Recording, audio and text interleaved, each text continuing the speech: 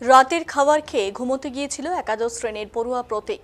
সকাল হয়ে গেলেও ঘুম থেকে ওঠেনি ছেলে। ঘরে ঢুকে ছেলেকে ডাকতে গেলে চমকে যান বাবা।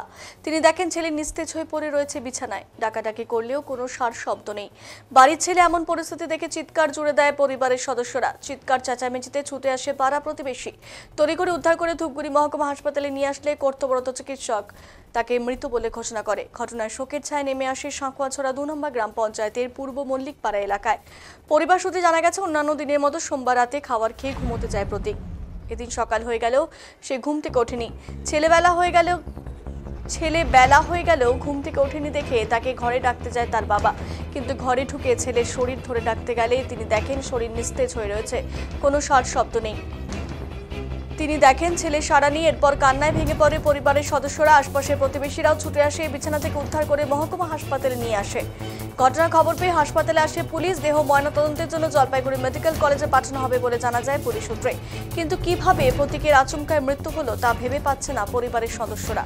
গোটা এলাকায় শোকের ছায়া নেমে এসেছে। জানা যায় প্রতীক রায় পূর্ব মল্লিকপাড়া বিদ্যালয়ের একাদশ শ্রেণীর ছাত্র। হাসপাতাল এবং পুলিশ সূত্রে জানা গেছে, ময়নাতদন্তের রিপোর্ট আসলে মৃত্যুর আসল কারণ জানা যাবে।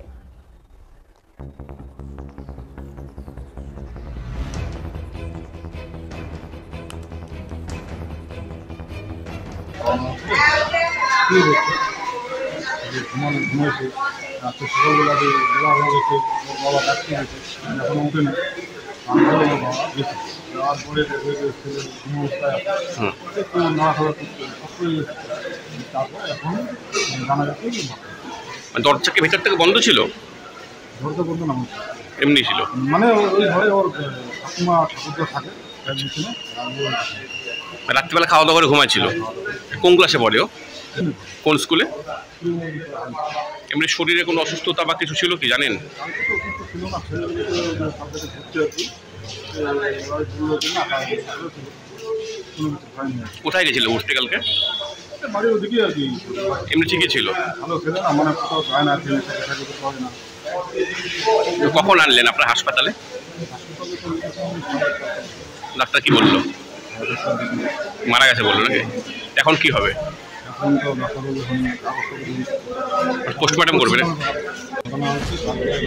ঘটনা হচ্ছে কালকে বাচ্চাটা পড়াশোনা করে রাত্রে 12টা পর্যন্ত পড়াশোনা করে খাওয়া দাওয়া করে ঘুমাচ্ছে। তারপরে আবার 3টার দিকে ঠাকুরদা ওকে ডাকছে পিছনের মধ্যে।